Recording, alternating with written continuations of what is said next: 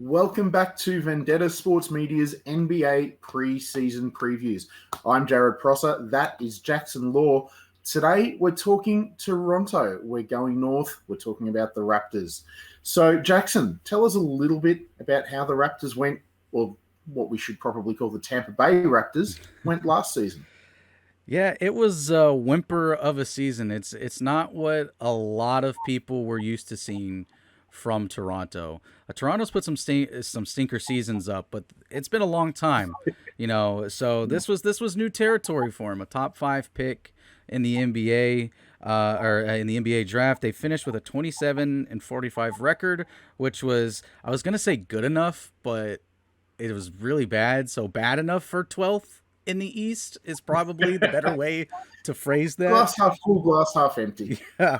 The positives from last season, though, there's always some positives to take. And we'll get into something here in a positive that just really confuses me. And I'll explain more on that here in a minute. But positives, they were top 5 in the NBA in steals and field goals allowed on defense. So they had a really good defensive team last season, despite what the record shows. Now, here's the surprising stat: is they shot the three a lot and they made it at a high volume. They were top 3 in the NBA in 3-pointers attempted and 3-pointers made. Really? It blows my mind. I would not have picked that. It blew my mind. But here's the thing: they were in the bottom 3 of the league in 3-pointers allowed, and that is what kind of did them in. They had a solid defensive team, but their perimeter defense was non-existent.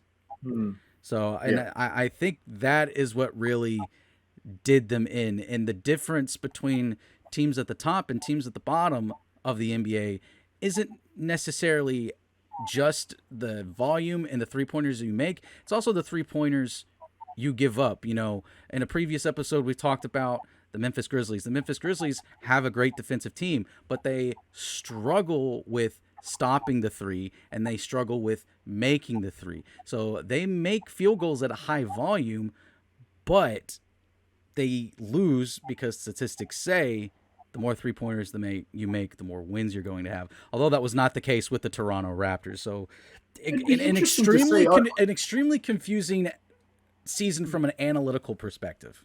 Look, I'd like to go back maybe knowing that stat and have a look at some tape from Toronto last season, because you look at their lineup, their perimeter defense, Anunoby is a wall. Van Vliet is dogged. Lowry, even though he was aging, is a really good defender. Siakam's an excellent defender. Gary Trent, before that, Norm Powell, they're solid at that end. So I'm wondering whether it was a case of interior defense and those players getting sucked in to help the interior and therefore leaving the 3 open. It's I don't know the answer. It's just something I've thought of there with that stat. I didn't know that statistic. So it'd be interesting to go back and have a look at the tape and see whether it is poor rotations on the perimeter or whether it's too many fingers or too many holes in the dike for not enough fingers. So it'd be interesting to see that.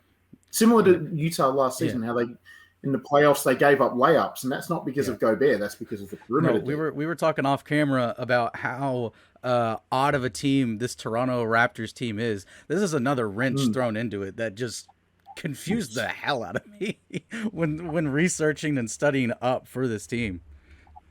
So we mentioned Lowry. He's obviously on the outer now. He's down in Miami.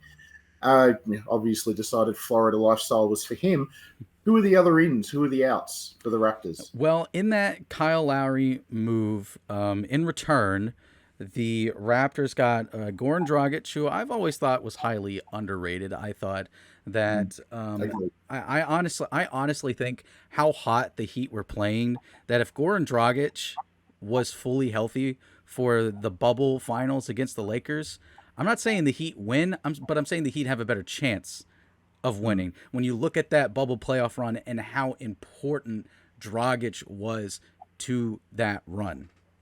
And then they also got a Yeah. guy that I really like, and Precious Achua. Shout out Memphis guy. Well, I mean, obviously he's not from Memphis. He's originally from Nigeria, I believe, Nigerian descent, but played at the University of Memphis, which is just a hop, skip, and a jump from where I'm at. So shout out It's a to good him. Tennessee team, Chris. Yeah. And then, of course, we also talked about this before camera a little bit. Shocking the world in the NBA draft. They had the 4th overall pick. Jalen Suggs we all thought Jalen Suggs was going to be the pick. ESPN thought Jalen Suggs was going to be the pick because when the commissioner was announcing the pick, the camera was on Jalen Suggs.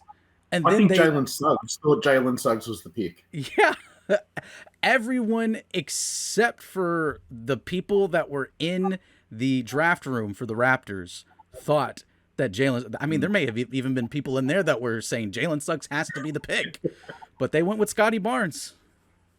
They had the perfect replacement for Lowry. I like Barnes, but it was just so logical. I'm loath to doubt that front office. They're a fantastic front office, but it just seemed so obvious, didn't it? It did. Jalen Suggs, it was maybe not just the best player on the board at that point, but as from a pure point guard standpoint, pure guard, what, like you said, would have been the perfect replacement for Kyle Lowry. I mean, he's just that. He was perfect. He would have been a perfect fit and would have been someone that would have thrived in a Nick Nurse system that would have catered to all of his needs. So in this, I won't quite go as far as Island of Misfit Toys, but in this unusually put together roster, who jumps out to you, Jackson, as the key man? The key man has to be Pascal Siakam. This is a guy, he's getting paid $33 million. And right now he's playing like a guy that maybe deserves $5 or $10 million.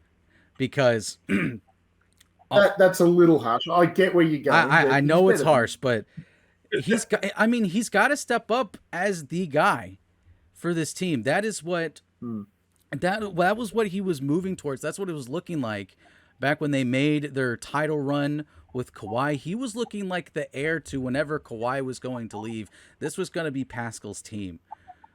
But the past couple years, he's put up some stinkers. The last time they were in the playoffs in the bubble, he was non-existent in the bubble. This past season, relatively ineffective. He has the joke and the stereotype for a reason that his only move is to drive the paint and do a spin move and then just chunk the ball up. Yeah. And everyone easily figured that out. And so they're able to play better defense on him. And his terrible play gets into my X factor for the Toronto Raptors is they just have to shoot the ball better. Now, I talked about how they were amazing at shooting the three-pointer, but their overall field goal percentage was in the bottom 5th of the league.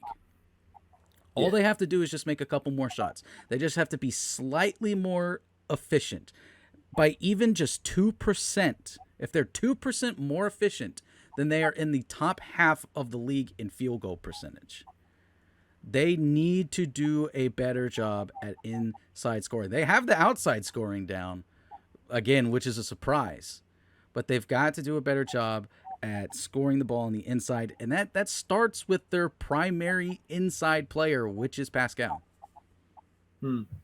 He strikes me as almost a perfect number 2. He can do just enough shooting, just enough playmaking, just enough creation, just enough scoring, and provides excellent defense. But he seems a little overwhelmed as the number 1 option on a good team in any case. So it's interesting to see who can step up. This is where I think Suggs would have been ideal. He strikes me as somebody who can be a leader on a team, as somebody who can be the number 1 option. Precious, I don't think will be that guy. Anunoby is not. He's a wonderful defender, but he's not a. He's a complementary offensive player at best. Van Vliet, no, not for me. Not as a number 1 option. Yeah, and I know, like in the order of how everything goes, we're just kind of rolling on my points here. But the thing I want to see from this team is I need to see someone step up and be that guy. Yes. Someone needs to be the Mm. leader of this team. That's exactly like what I was getting into. The way that Pascal, was hyped up, the way he's being paid, you would think that Pascal was going to be the guy, and we just talked about how we don't think he's that guy. Van Vliet to some people is that guy because he also got a huge payday. So the organization may view him as that guy, as the heir to Kyle Lowry. Maybe that's why the organization didn't go the Jalen Suggs route in the draft. They went with the Mm. Scotty Barnes play. But someone's got to step up and be the alpha of this team. Someone's got to step up and be the leader. And when times are getting tough, and times are probably going to be tough again this season for Toronto, someone's got to step up. Someone's got to lead this team. Someone's got to be able to move that offense and uh, manufacture wins somehow. Yeah, they strike me as a good team in search of a star, which, funnily enough, was exactly what they were before they traded for Kawhi. And then look what So happened. it sounds like they've come full circle a little bit. So with all of that in mind, Jackson, what do you think Toronto will achieve this year? What will their record be? How far will they make the playoffs? Will they make the playoffs? Vegas has their win total at 35 wins. I actually think Wow. Vegas gets it right with the win Mm. total here. Okay. I think that they have, and because it's the East, in the East is competitive, but not like in a winning competitive like the West is normally. You can still get by with a Yeah. subpar 500 win season and still have a chance Yeah. It's for not the as playoffs. deep as the And West. I think Yeah. the talent is there to be a game or two outside of the 10th spot to make the play Hmm. in. But I think if they do make the play in, then they probably lose to whoever that first opponent is. I don't see them going Yeah. on a Cinderella run and getting the 8th seed. More than likely, they probably end up in the same place that they were last season, which is 12th. And then hopefully the lot in their minds the lottery gods are in their favor and they can get another lottery pick and continue to try to rebuild this team. The one thing that I think you're probably about right, but there is one big X factor that we haven't discussed with this team, and that's Masai Ujiri. There's been all Mm-hmm. this talk of Simmons. What happens with Beal, Lillard slash CJ? Will they get separated? I can guarantee that if one of those gets traded, there will even if they don't go to Toronto, there will have been calls made by that Mm-hmm. Toronto front office. So we could be talking about a completely different team come the trade deadline. But as it stands, you've heard it here first. Jackson Law, he says that they are not a playoff team. I tend to agree. So that will do it from Jackson and myself for this episode of our NBA preseason previews here at Vendetta Sports Media. So get on YouTube, hit that like button, hit that subscribe button. Your patronage is immense to us. It means the world to us. So get on there and subscribe. You'll find it on our socials. Go to vendettasportsmedia.com. You'll see it all there as well. And we will see you for our next preview.